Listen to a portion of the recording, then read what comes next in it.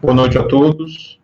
Estamos ao vivo aqui pela página da Casa de João Francisco para mais uma transmissão. Durante esse período do isolamento social, a gente tem feito essas atividades online para tentar manter a gente conectado, interligado, né? E podendo assim também alcançar pessoas que normalmente não teriam acesso aí presencialmente na Casa de João, tá? Inicialmente, eu peço desculpas a vocês, talvez pela qualidade do vídeo. Eu estou com um problema de conexão aqui na minha residência. E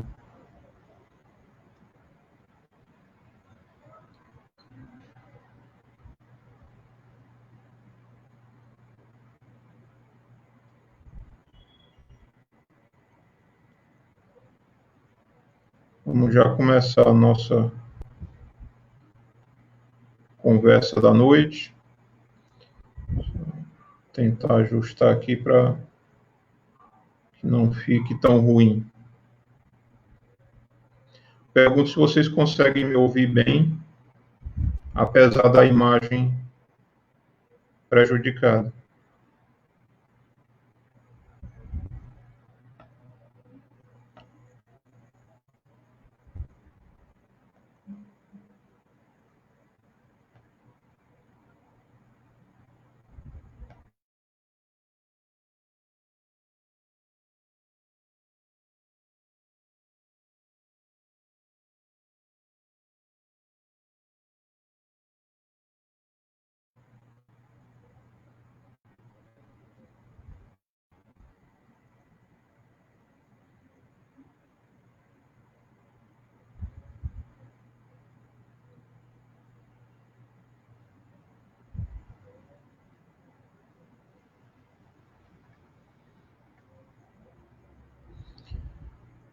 Bom, antes da gente começar a nossa conversa da noite, eu convido a todos para que a gente faça uma prece,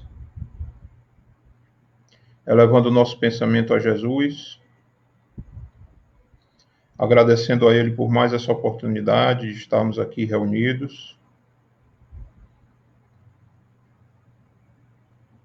rogando a Ele o amparo, a orientação dos bons espíritos, que eles possam facilitar em nós a compreensão desses ensinamentos que nos foram trazidos pelos espíritos organizados a difundirem na Terra as ideias espíritas, que esses ensinamentos possam nos esclarecer sobre as questões naturais da nossa existência, nos facilitando assim a nossa jornada evolutiva. Permanece conosco, Senhor Jesus, hoje e sempre, que assim seja.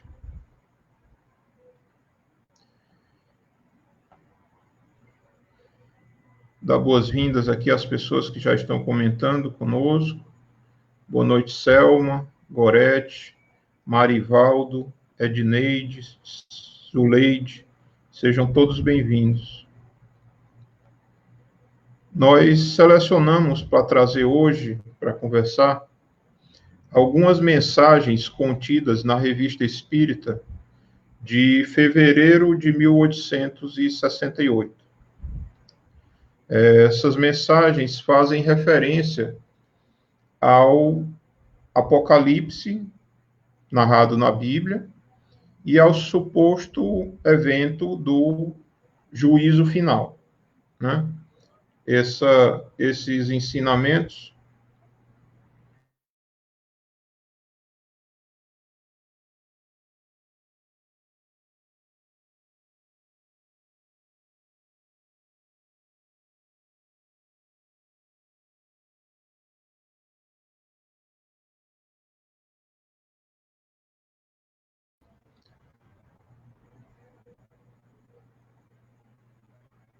buscam nos esclarecer o entendimento com relação às Escrituras, né?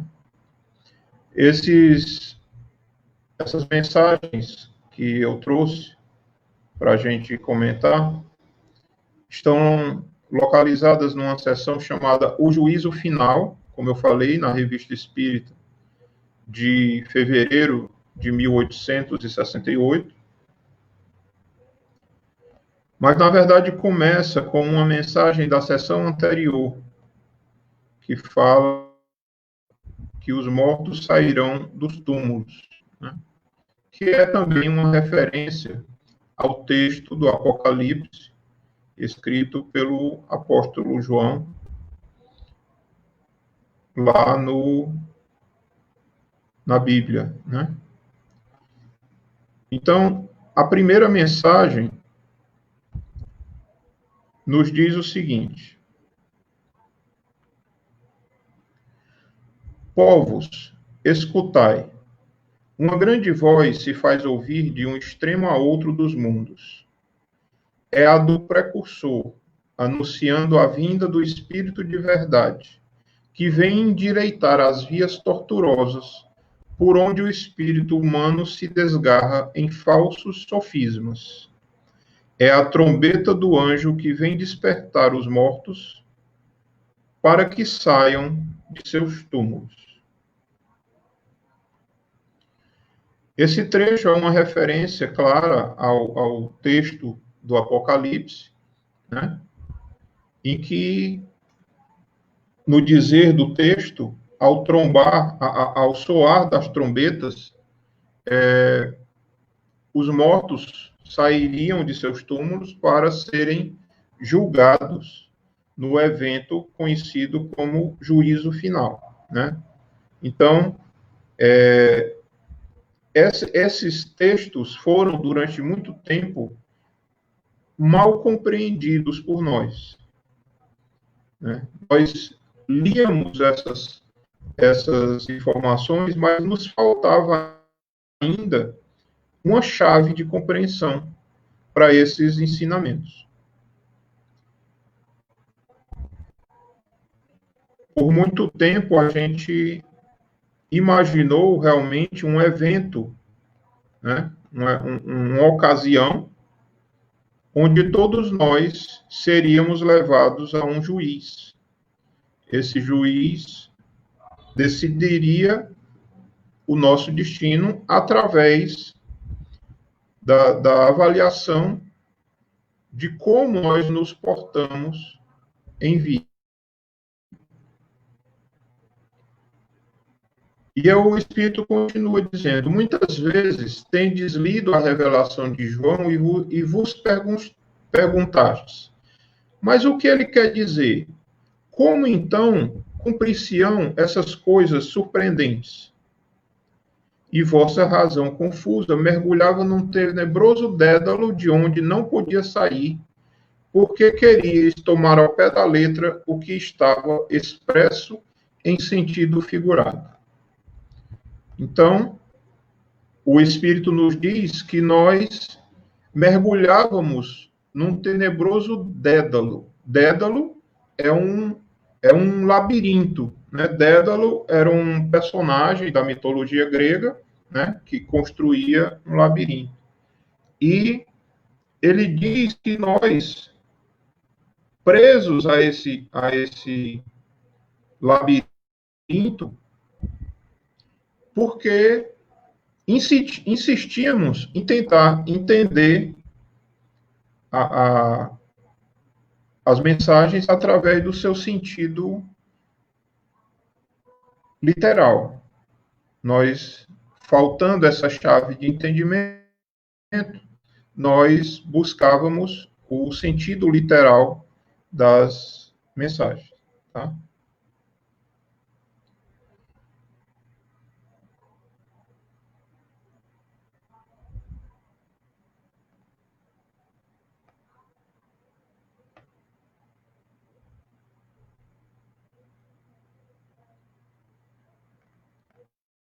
Continua dizendo: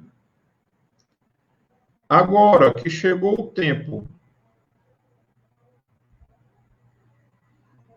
em que uma parte dessas predições vai cumprir-se, pouco a pouco aprendeis a ler nesse livro,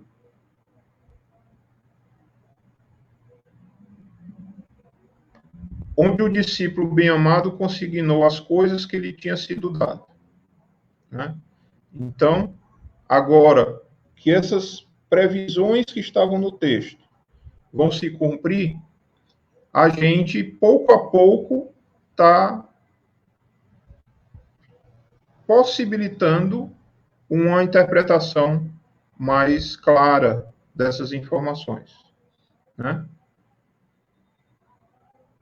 Nós, através do conhecimento espírita, percebemos mais que a morte não é o fim, a existência do espírito ela é eterna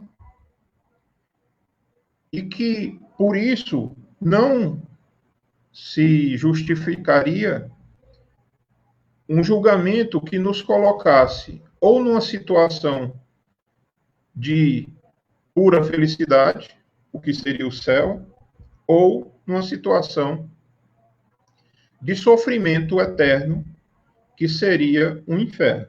Né?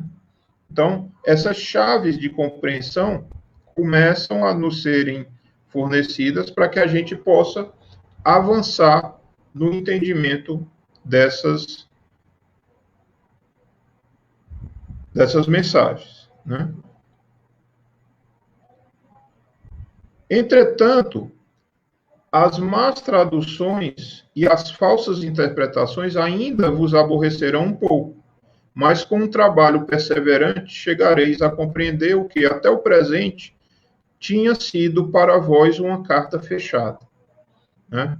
Se a gente imaginar que ainda hoje muitas coisas filosóficas religiosas ainda fazem essa interpretação literal dos textos, né? A gente percebe a realidade disso que está sendo colocado. Né? Ainda é um trabalho perseverante para que se chegue a compreender verdadeiramente esses ensinamentos. E ele sabiamente cita a questão das traduções. Esses textos antigos vêm passando, ao longo do tempo, por um processo constante de tradução. Né? E essas traduções, elas muitas vezes dificultam o nosso processo de entendimento. Ok?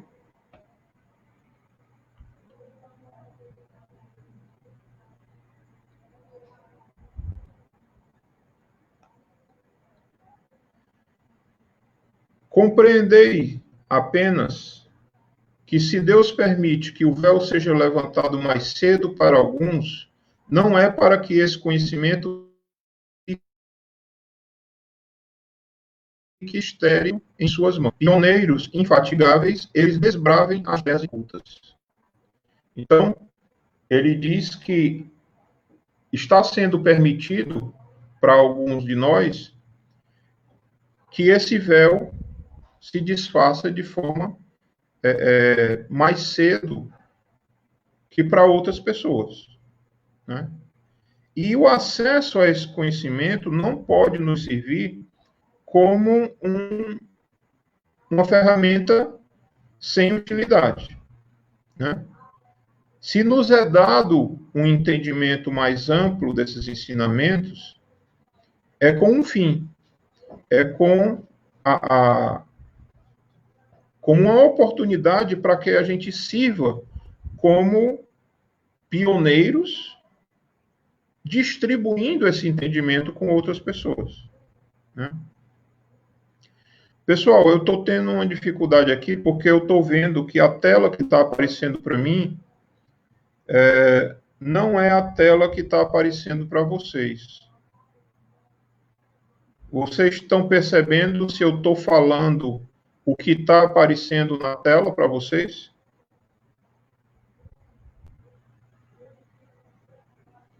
Me avisem aí, por favor.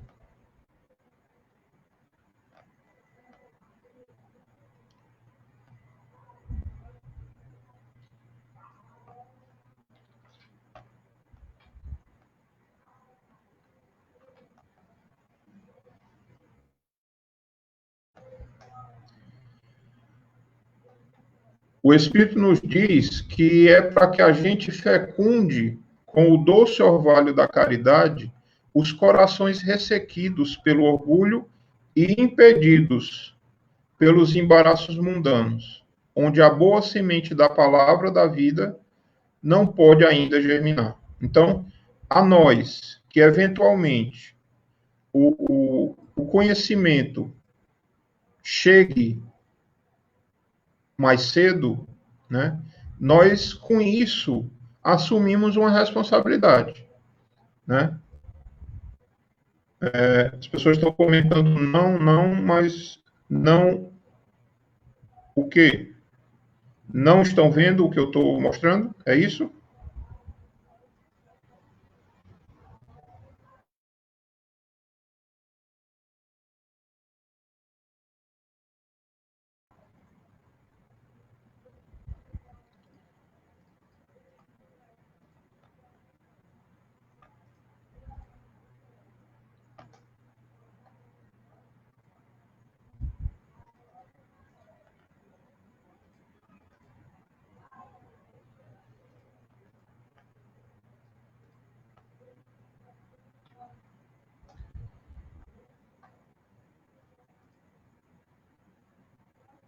Bom, então, pessoal, eu vou fazer o seguinte, eu vou ler o texto, tá? Sem mostrar ele na tela, porque ele não está acompanhando. E o Robson disse que agora apareceu. Foi na hora que eu tirei.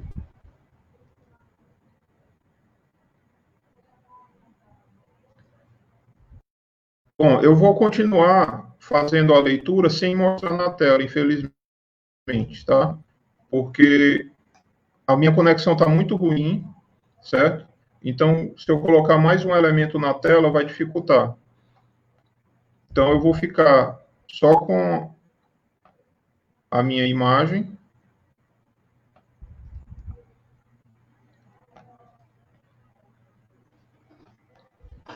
E aí eu vou ler o texto e comentando com vocês. Ok?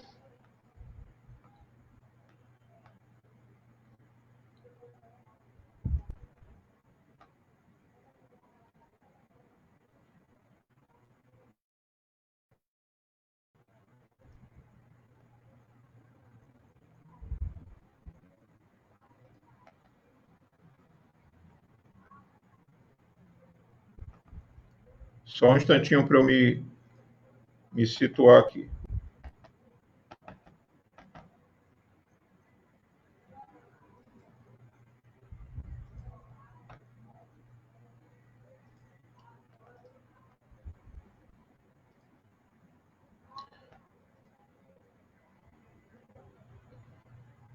Pronto.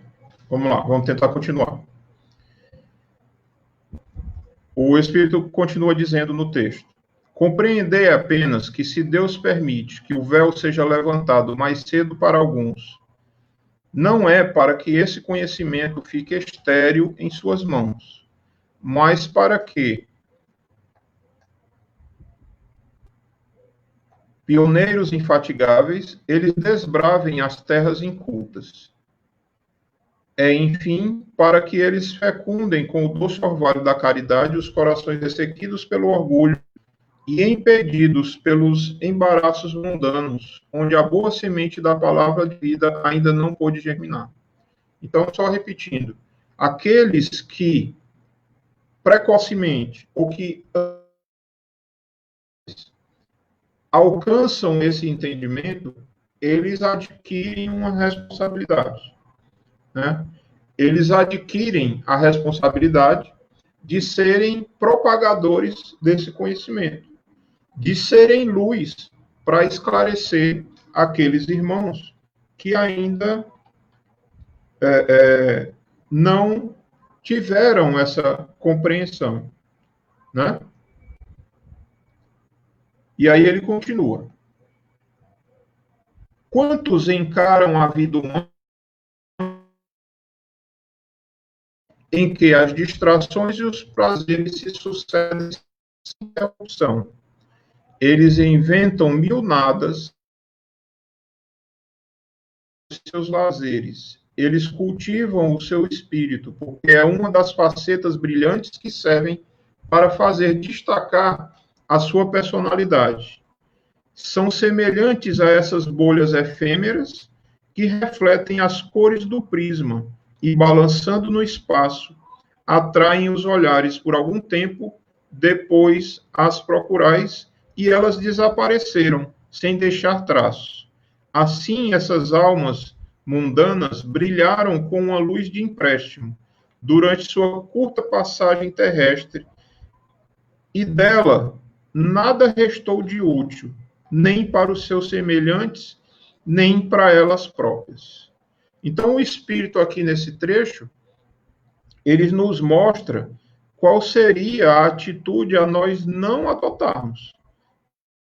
Né? Ele fala aqui do que ele chama de almas mundanas, como sendo aqueles que buscaram,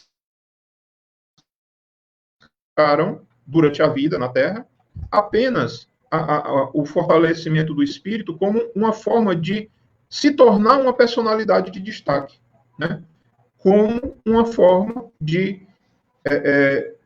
muitas vezes, egoística, de tornar-se uma pessoa aparentemente melhor que as outras. E a comparação que o Espírito faz é muito interessante, quando ele compara o brilho dessas pessoas a bolhas. Lembrem de bolhas de sabão, quando a gente sopra, né? Elas têm um brilho que reflete o prisma das cores, né? Mas que explodem facilmente e daí desaparecem sem deixar nenhum vestígio. Eles comparam o brilho dessas pessoas a essas bolhas, né? Que, ao deixarem a terra, transformaram em nada os semelhantes, nem deixaram como herança nenhuma ação que possa ser tida como valorosa, né?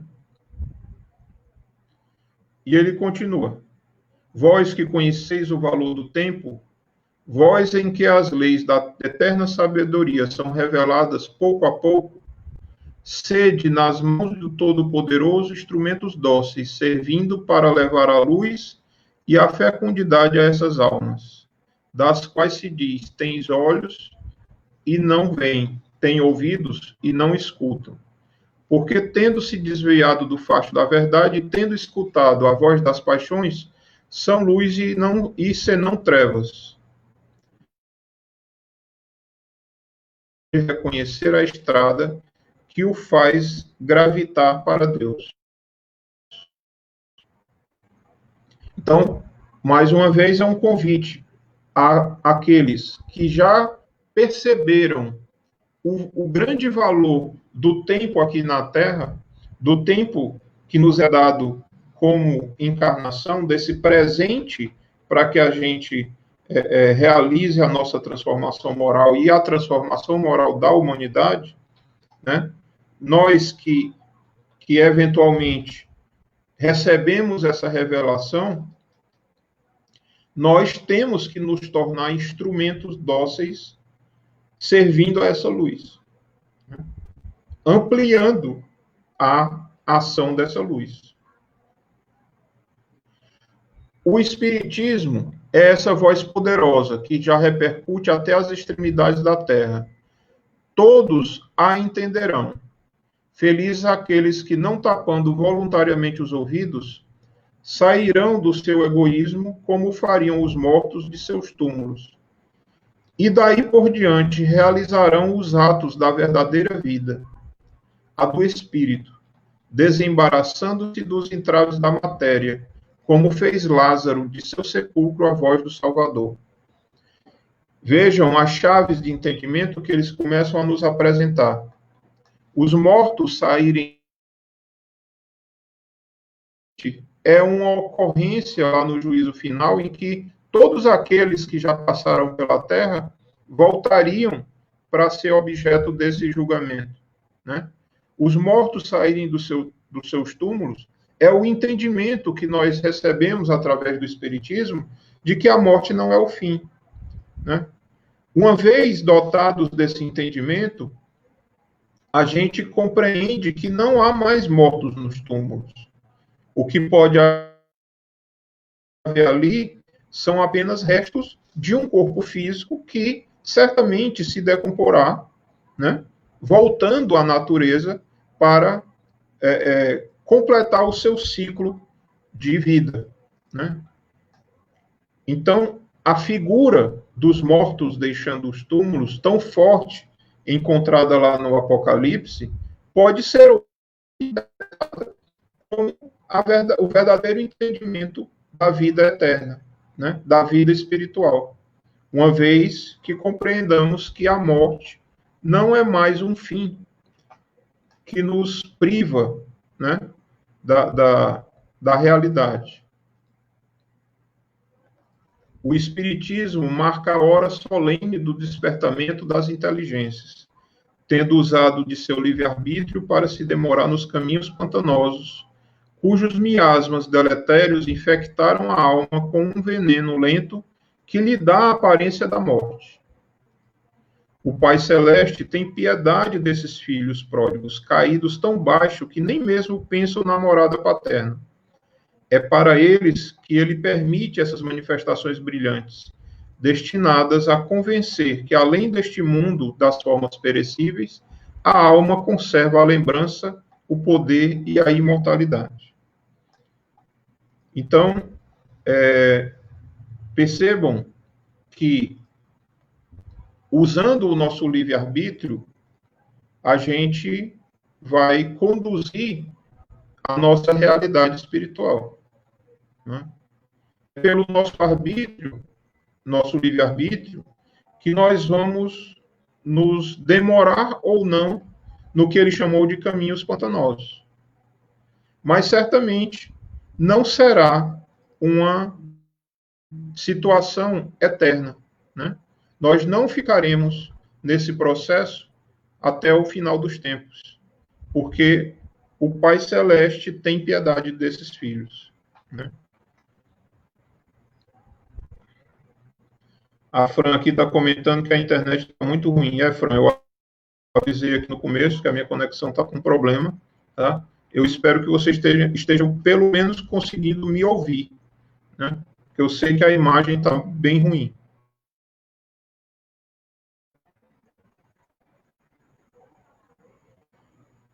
E aí o Espírito encerra dizendo: possam esses pobres escravos da matéria sacudir o torpor que os impediu de ver e compreender até hoje. Possam estudar com sinceridade, para que a luz divina, penetrando-lhes a alma, deles expulse a dúvida e a incredulidade. E quem assina essa primeira mensagem é o próprio João Evangelista, aquele que provavelmente foi quem escreveu o livro do Apocalipse, né? Que pela própria descrição que nós encontramos no livro, uma percepção espiritual que ele teve, né? Uma espécie de desdobramento em que ele vivenciou aquela realidade, pois transcreveu isso para contar o que ele tinha. E agora, com o Espírito, retorna para dar chaves de entendimento para facilitar a nossa compreensão dessas ideias. Dessa primeira mensagem, o que a gente pode extrair de mais forte, talvez seja a ideia de que o quanto a gente tem ainda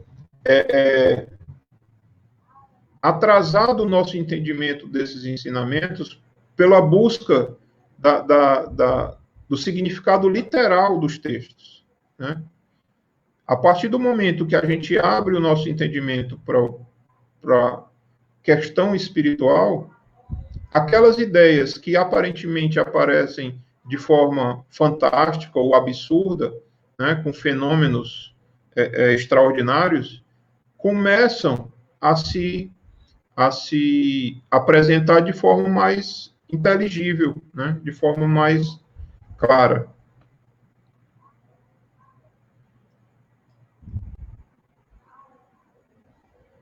Na segunda mensagem, o Espírito diz o seguinte: Jesus virá sobre as nuvens para julgar os vivos e os mortos. Sim, o Deus enviará, como o envia todos os dias, fazer essa justiça soberana nas planícies imensas do éter. Quando São Tiago foi precipitado do alto da torre do templo de Jerusalém, pelos pontífices e fariseus, por ter anunciado ao povo reunido essa verdade ensinada pelo Cristo e seus apóstolos, lembrai-vos que a essa palavra do justo, a multidão se prosternou, exclamando: Glória a Jesus, Filho de Deus, no mais alto dos céus. Então, essa ideia de que Jesus virá um dia, ela pode ser hoje entendida como Jesus vindo todo dia, né? Ele não precisa mais se fazer presente entre nós como encarnado. Não que ele não possa fazer isso, como um espírito talvez mais evoluído do nosso, que já passou pelo nosso planeta, como bem informou os espíritos no Livro dos Espíritos, ele teria essa capacidade. Mas, na verdade, Jesus está agindo diariamente conosco, né? Seja através dos seus ensinamentos, seja através daqueles que abraçaram esses ensinamentos e hoje propagam essas ideias, né? Ou mesmo na atividade espiritual que é incessante. A Fran está dizendo aqui que não voltará mais para a Terra. Deus queira, Fran. Mas eu acho que a gente ainda volta algumas vezes, viu? Não se preocupe, não.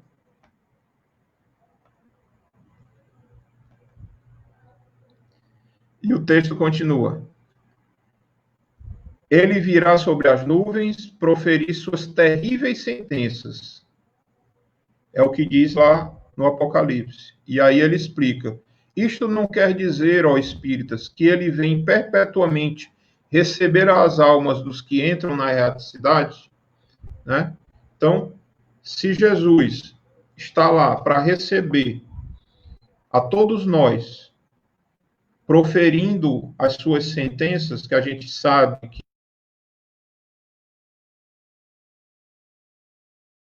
que não é um julgamento, através da nossa consciência, onde estão escritas que fazemos o nosso próprio julgamento, então nós podemos interpretar essa presença de Jesus recebendo os mortos como sendo ele a todo instante trabalhando na espiritualidade, recebendo aquelas almas que se desligam da Terra, né, num processo natural.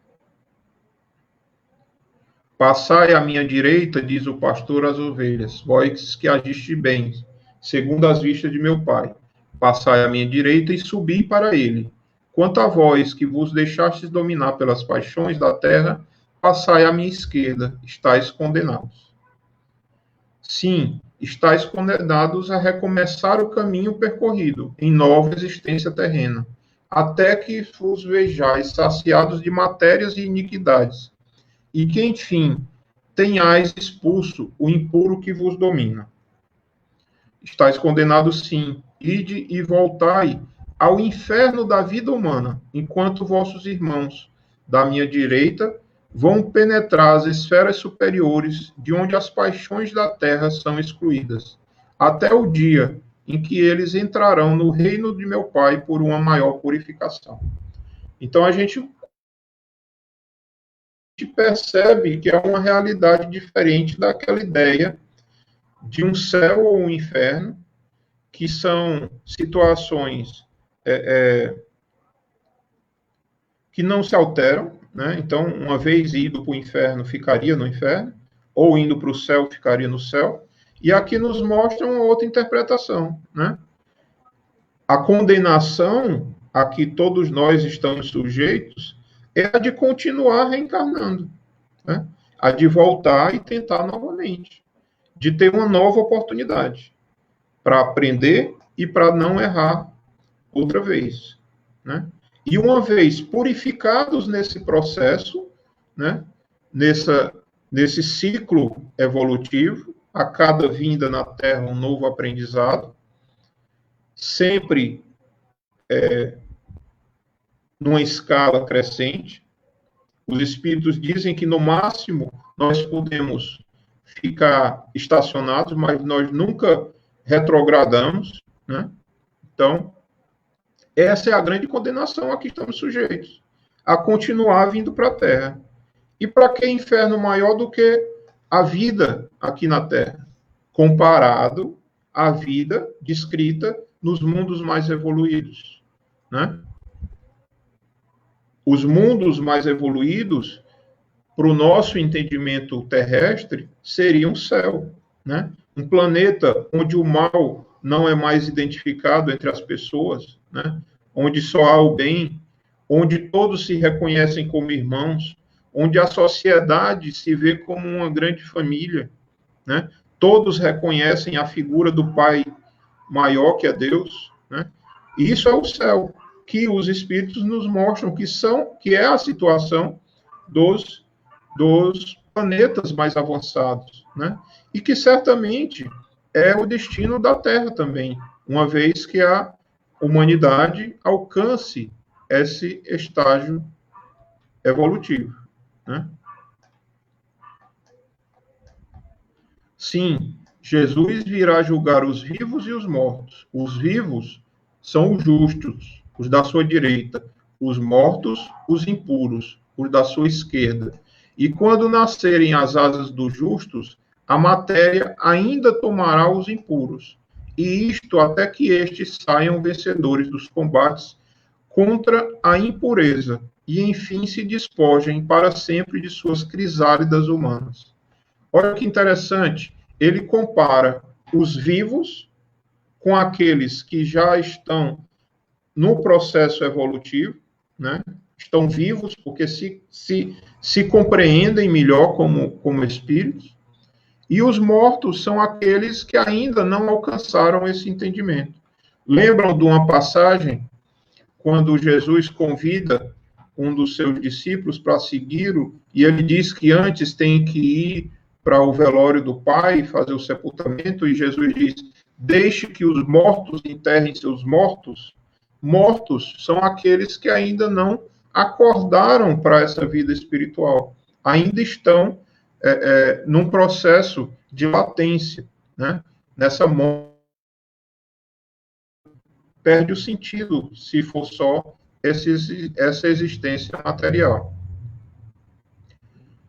Espíritas, vedes que vossa doutrina é a única que consola, a única que dá esperança, não condenando a uma danação eterna os infelizes que se comportaram mal durante alguns minutos da eternidade.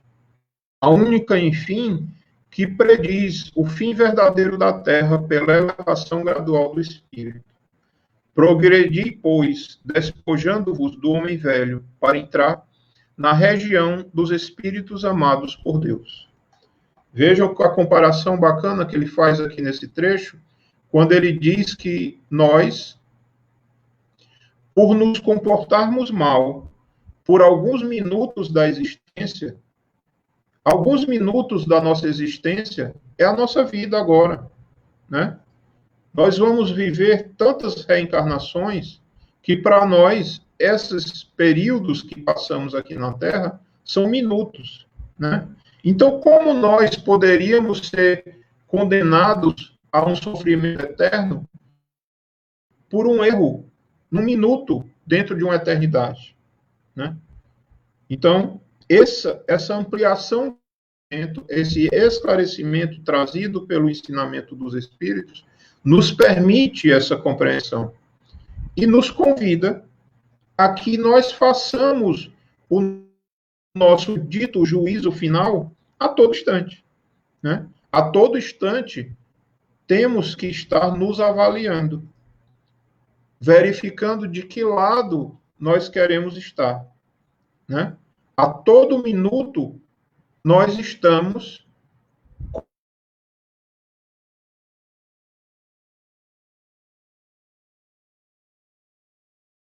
a esse juízo, que é um juízo da nossa consciência, que é um juízo que está embutido em nós na criação divina, né? E essa mensagem, essa segunda mensagem, foi assinada pelo espírito Erasto. O Erasto é um espírito que tem uma atividade grande na formulação das obras básicas, né?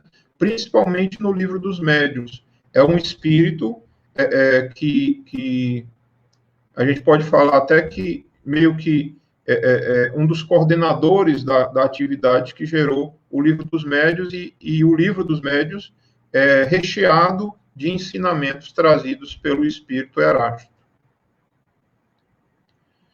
E aí a gente chega na terceira mensagem e última desse trecho da Revista Espírita, onde o espírito diz o seguinte: a sociedade em geral, ou, para melhor dizer, a reunião dos seres, tanto encarnados quanto desencarnados, que compõem a população flutuante de um mundo, numa palavra, a humanidade, não é senão uma criança coletiva, que, como todo ser dotado de vida, passa por todas as fases que se sucedem em cada um, desde o nascimento até a mais avançada idade.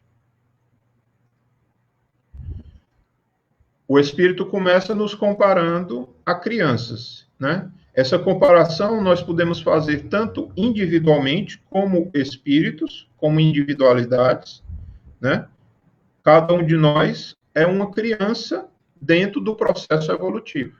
Nós ainda ocupamos as fases iniciais da nossa escala evolutiva, né? E humanidade, já que isso é um coletivo, né? Nós como humanidade, representamos as individualidades unidas, né? Nós também somos crianças, né? O planeta, como reflexo desse grupo, também é uma criança, porque estamos nos primeiros degraus dessa subida, né? Então, é importante que a gente tenha essa compreensão, até para que nós nos cobremos na medida da nossa capacidade, né? Muitas vezes a gente se frustra bastante por acharmos que, por já conhecer o Espiritismo, por já ter algumas ideias mais esclarecidas, nós já alcançamos um patamar que não é um patamar real, né? E muitas vezes, ao cair, ao errar, nós não aceitamos, pelo nosso orgulho, essa situação, né? A nossa vaidade, o nosso orgulho de nos ver como pessoas esclarecidas, de ver como pessoas evoluídas, faz com que muitas vezes nós não aceitemos os nossos próprios erros, né? Quiçá os erros eventualmente cometidos contra nós por outras pessoas. E aí o espírito continua: assim como o desenvolvimento do indivíduo é acompanhado por certas perturbações físicas e intelectuais que ocorrem mais particularmente em certos períodos da vida, a humanidade tem as suas doenças de crescimento, seus desmoronamentos morais e intelectuais. É uma dessas grandes épocas que marcam o término de um período e o início de outro. Aqui ele nos mostra que, assim como na nossa vida, alguns eventos fazem com que a gente, eventualmente, dê algum passo maior na evolução, ou nos permita uma reflexão por uma situação, às vezes, de dor ou de sofrimento, isso é válido também para o planeta e para a humanidade, né? Algumas situações se apresentam para a humanidade como sendo esses marcos evolutivos, né? São marcos que permitem à humanidade alguma reflexão, alguma evolução no seu entendimento. Mas isso não quer dizer que esses marcos garantam a evolução, né? Nós estamos passando, talvez, por um desses marcos, né? Uma epidemia de abrangência mundial, afetando todo o planeta Terra, toda a humanidade, né? Levando a muita gente a reflexões. Mas essa pandemia é uma garantia de evolução? É um marco de uma passagem da Terra de um estágio evolutivo para outro? Não necessariamente. Todas as pessoas aproveitarão essas oportunidades para reflexão, né? Nem todas as pessoas usarão esse momento como um ensinamento, como uma prova a cumprir de forma satisfatória, né? Então, isso eventualmente acontece no planeta, né? Grandes catástrofes, sejam naturais ou sejam provocadas pelo homem, grandes guerras, né? Como as grandes guerras mudaram a organização do planeta, mudaram pensamentos, né? Então, tudo isso são marcos que acontecem, e o Livro dos Espíritos nos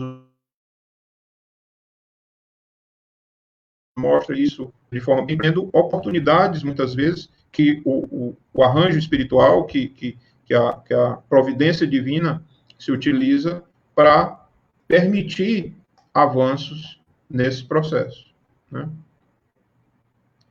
Participando ao mesmo tempo das coisas do passado e das coisas do futuro, dos sistemas que se esboroam e das verdades que se estabelecem, tende cuidado, meus amigos, de vos pôr ao lado da solidez, do progresso e da lógica, se não quiserdes ser levados à deriva e de abandonar os palácios suntuosos quanto à aparência, mas vacilantes pela base, e que em breve enterrarão sobre suas ruínas os infelizes bastante insensatos, para não querer dele sair, malgrado as advertências de toda a natureza que lhes são prodigalizadas. Aqui ele faz um alerta muito bacana, né? Ele diz que nós que vivemos esses períodos de transformação, nós vivenciamos ao mesmo tempo coisas que são do passado e coisas novas, né? Ao mesmo tempo, hoje, na Terra, nós vamos ver correntes avançando no pensamento, né? Correntes que batalham por uma melhoria da sociedade, como a gente vai ver também correntes ainda apegadas a sistemas do passado, né? Essas duas coisas, elas vão conviver por um período até que o novo ganhe força suficiente para apagar os pensamentos antigos, né? Então, cabe a gente que está vivendo esses períodos de transição, em que a gente identifica essas forças agindo concomitantemente no planeta, a gente fazer as opções corretas, né? Ficar do lado da lógica, do lado do progresso, do lado sólido, né? E não embarcar com aquelas correntes que ainda se prendem a entendimentos equivocados do passado, impedindo, assim, a sua libertação para vivenciar as realidades mais avançadas, né? Todas as frontes se anuviam e a calma aparente que desfrutais só serve para acumular um maior número de elementos destruidores. Essa calma aparente que o Espírito diz aqui na mensagem, ela é muito perigosa, né?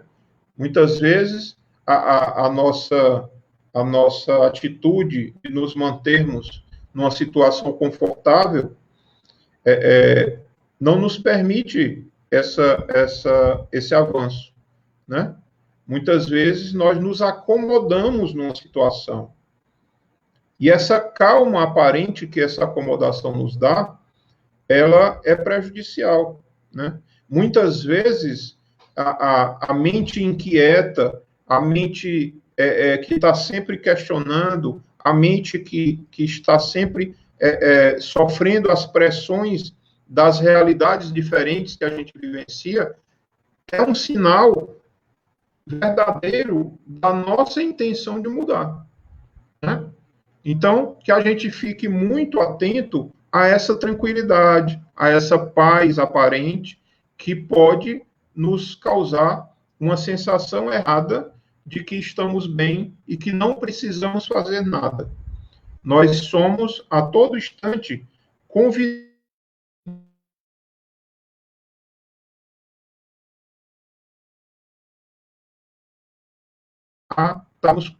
nós estamos a todo instante sendo chamados. E cada gente perceber esses chamados e aceitar esses convites, né? Nos colocar realmente à disposição para a propagação dessas novas ideias, né?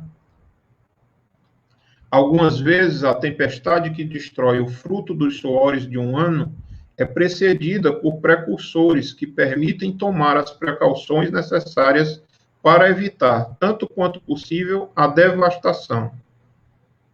Isso é uma realidade muito séria para a gente, né? A gente sabe dos problemas que podem nos afligir e muitas vezes a gente não toma as precauções, né? Mais uma vez, eu vou usar o processo agora que estamos passando da pandemia, né, como exemplo. Quantas pessoas estão ignorando o cuidado com relação ao uso de equipamentos de segurança, né, a questão do distanciamento social? Quantas pessoas não estão encarando esse problema com a seriedade que ele merece, né? Então, mais na frente,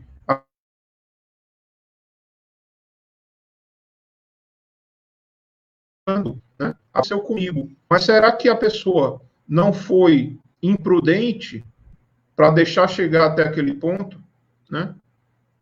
Será que nós não tomamos os cuidados necessários? Nós, como sociedade, tomamos os cuidados necessários para evitar essa quantidade de mortes que está ocorrendo? Nós, como sociedade, agimos para evitar esse problema? Esse é o grande chamado que nos é feito, né? Dessa vez não será assim. O céu carregado parecerá iluminar-se, as nuvens fugirão. Depois, de repente, todos os fulgores longamente comprimidos desencadecer-se-ão com uma violência inusitada. Infelizes aqueles que não tiverem preparado um abrigo. Infelizes os fanfarrões que enfrentarem o perigo de mãos desarmadas e peito descoberto. Infelizes aqueles que desafiarem o perigo a golpes de mão. Que decepção terrível os espera. Antes que a taça que sustentam chegue aos seus lábios, eles serão atingidos. Então, é um convite que o Espírito faz para que a gente prepare o nosso futuro agindo no presente, né? A gente é o principal ator da nossa realidade futura.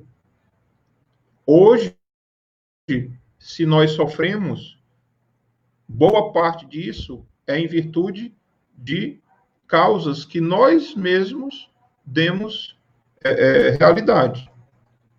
Então, a gente precisa preparar o que ele chamou desse abrigo para a tempestade.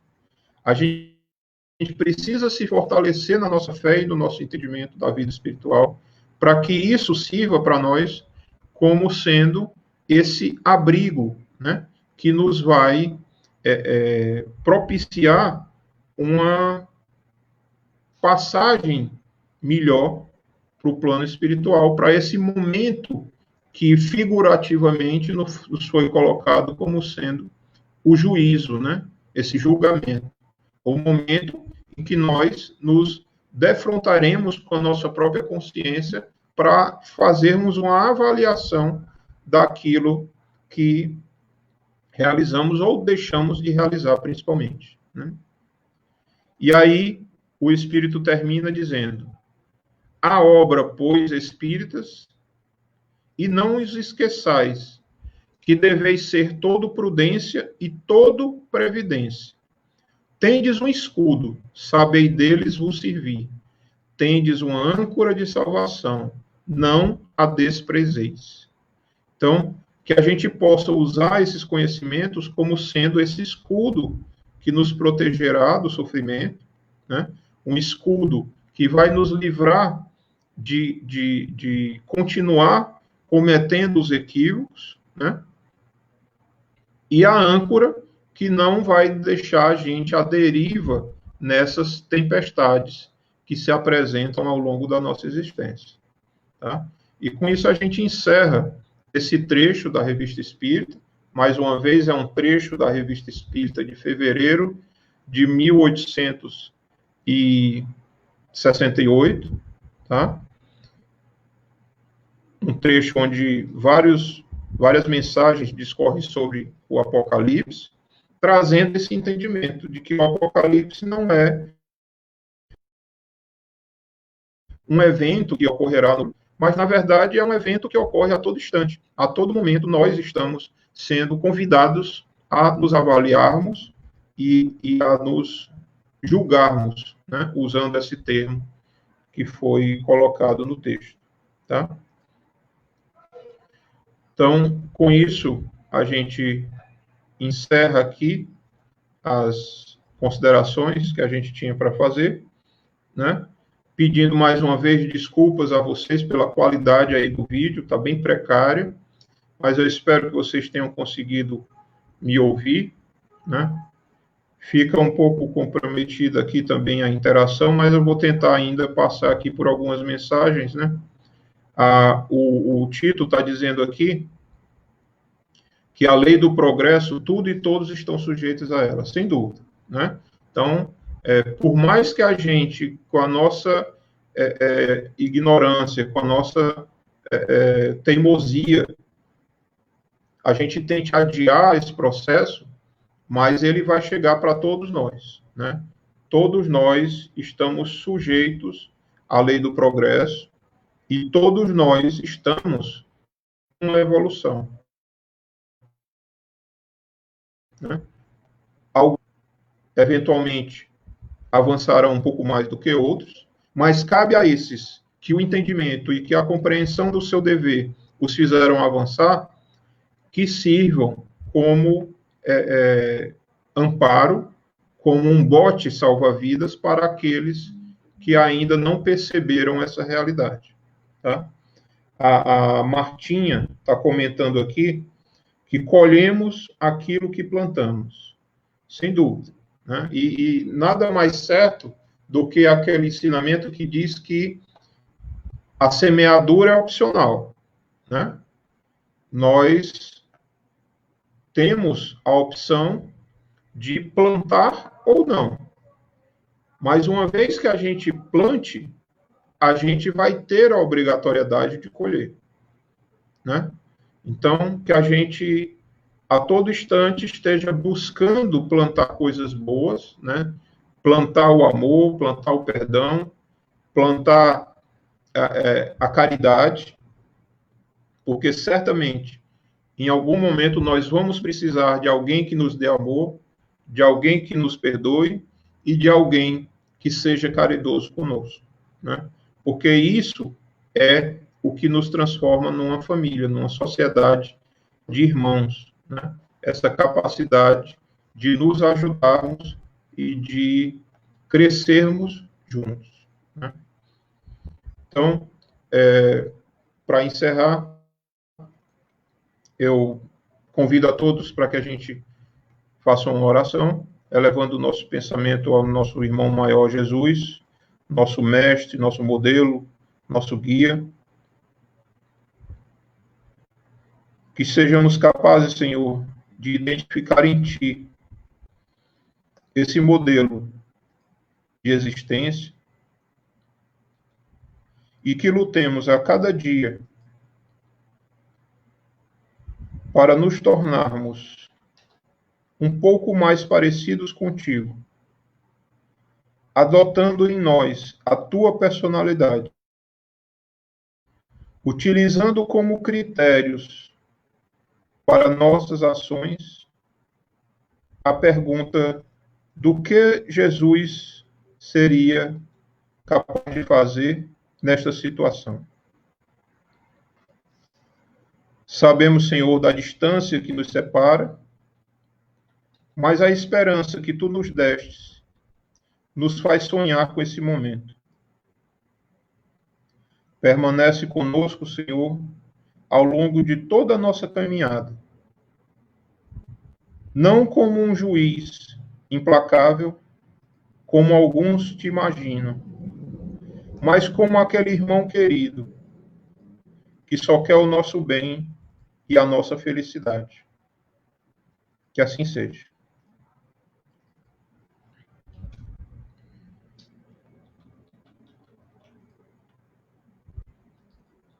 Bom, pessoal, boa noite a todos.